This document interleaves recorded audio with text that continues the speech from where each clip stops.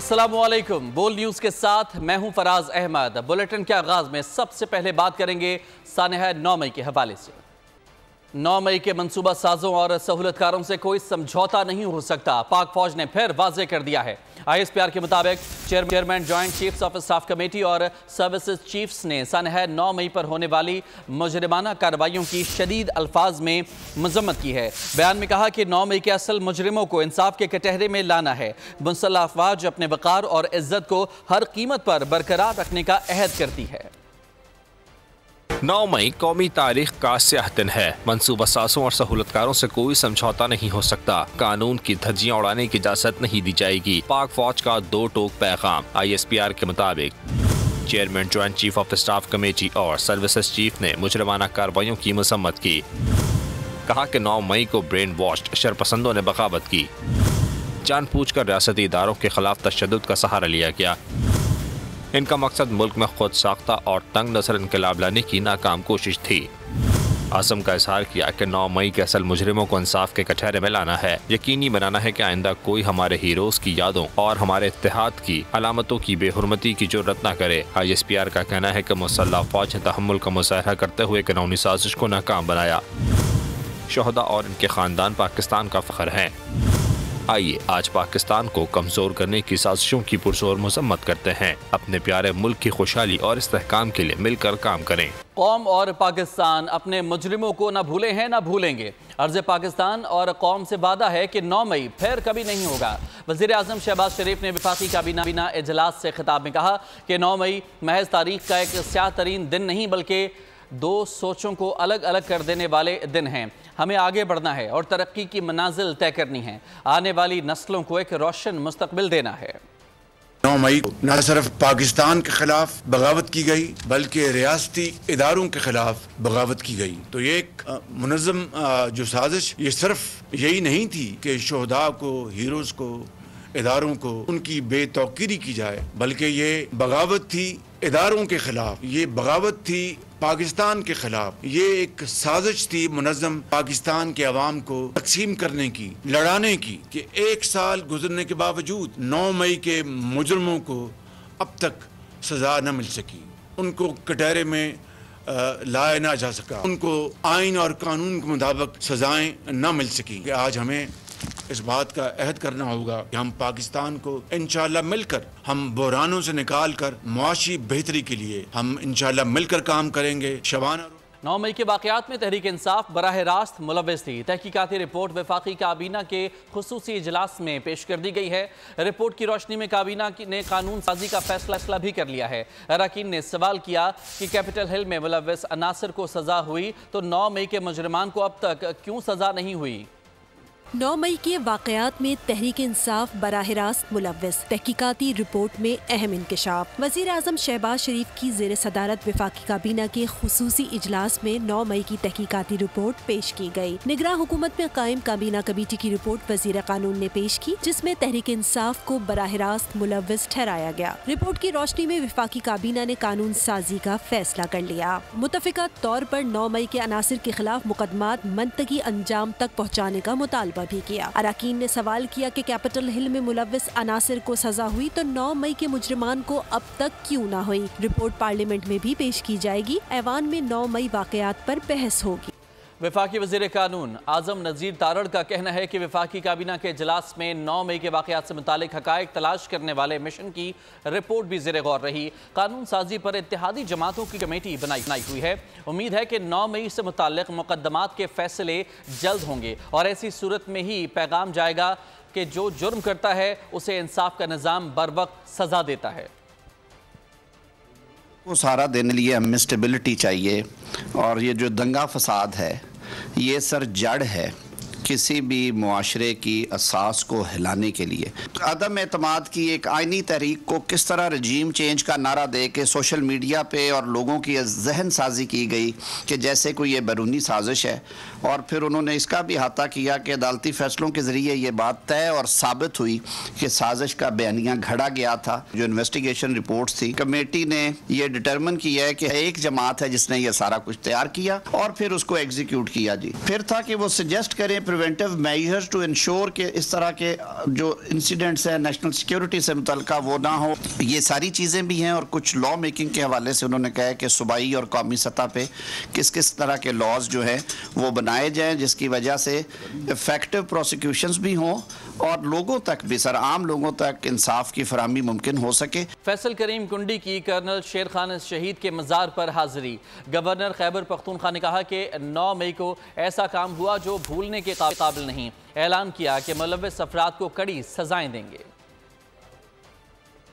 एक साल पहले अगर आप देखें कि यहाँ पर जो पूरे पाकिस्तान में जिस तरीके से आग लगाई गई, पूरे खासकर खैबर पख्तूनख्वा में भी और पंजाब का अगर जिक्र करूँ जिस तरीके से हुआ, वो एक ऐसा अफसोसनाक वाक़या तारीख का जिसको कोई पाकिस्तानी मुहब्बतन नहीं भुला सकता। एक ऐसा काम किया गया इस मुल्क में जो मैं नहीं समझता कि पाकिस्तान के दुश्मन भी ऐसा काम कर सकें। लिहाजा आज उसको 1 साल हो चुका है। पाकिस्तान की कौम आज भी ये मुतालबा करती है कि जो लोग भी चाहे वो जिस तबके फ़िक्र से ताल्लुक़ रखते हैं, जहाँ से भी ताल्लुक़ रखते हैं, जो भी 9 मई में मुलव्वस है उनको जो है वो कैफिर किरदार तक पहुँचाना चाहिए।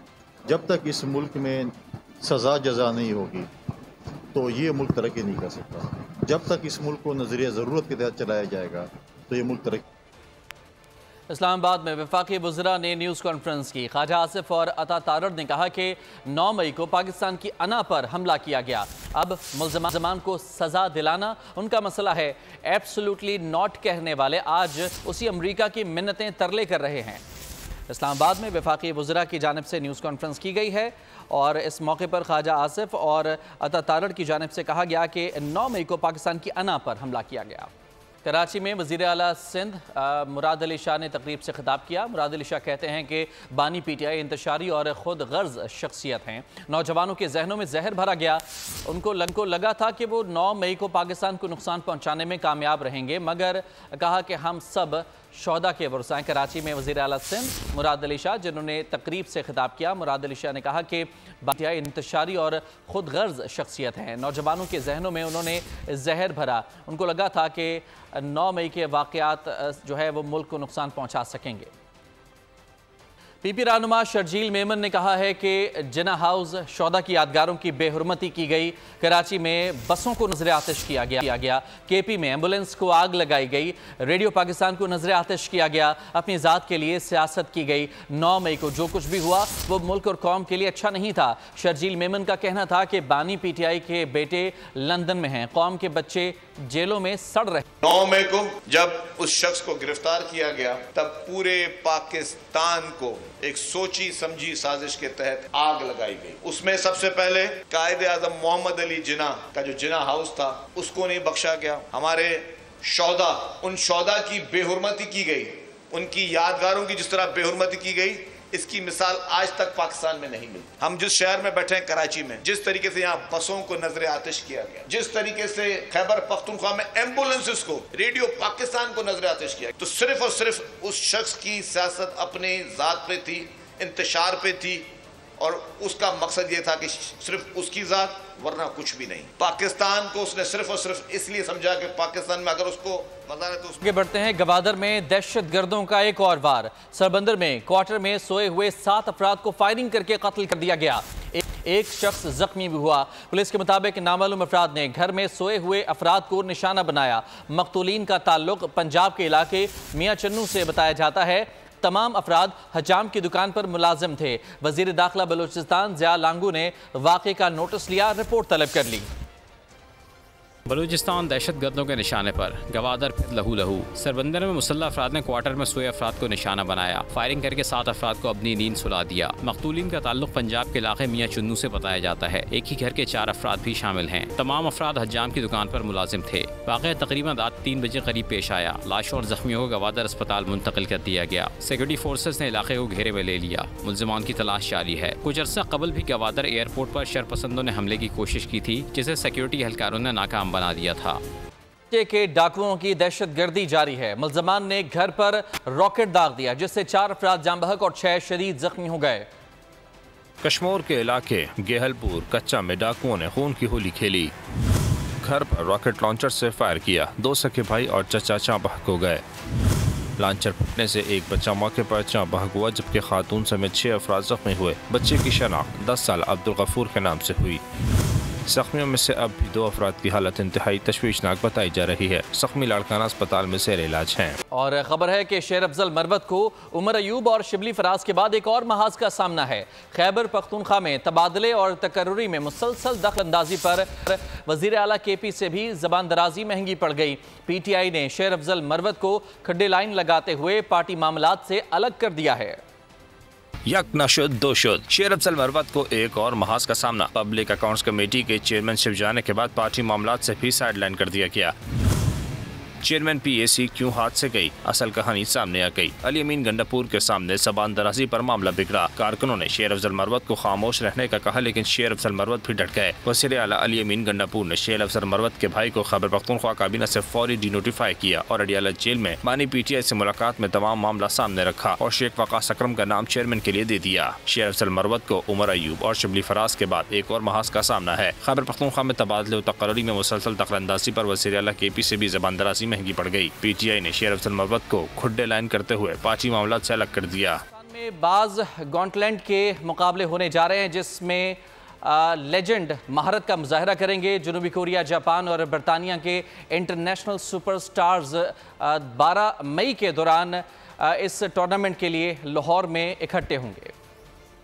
स्पोर्ट्स के मैदान में पाकिस्तान का एजाज, पाकिस्तान में बाज गॉन्टलेट के जलवे। साउथ कोरिया के नी पहली बार पाकिस्तान आ रहे हैं। 10 से 12 मई के दौरान बाज गॉन्टलेट के जबरदस्त मुकाबले देखने को मिलेंगे, जिसमें पाकिस्तानी स्टार ऐश साउथ कोरिया के नी से टकराएंगे। साउथ कोरिया के लेजेंड लोहाई और पाकिस्तानी आतिफ भी आमने सामने होंगे। टूर्नामेंट HUFC क्लब लाहौर में मुनक्किद किया जा रहा है। बाज के इंस्टाग्राम अकाउंट से टिकट खरीदे जा सकते हैं। जल्दी करें, देर मत कीजिए, टिकट अभी हासिल करें। न्यूज़ बुलेटिन से फिलहाल इतना ही। किसी भी खबर की तफसील के लिए विजिट कीजिए bolnews.com और देखते रहिए बोल न्यूज़।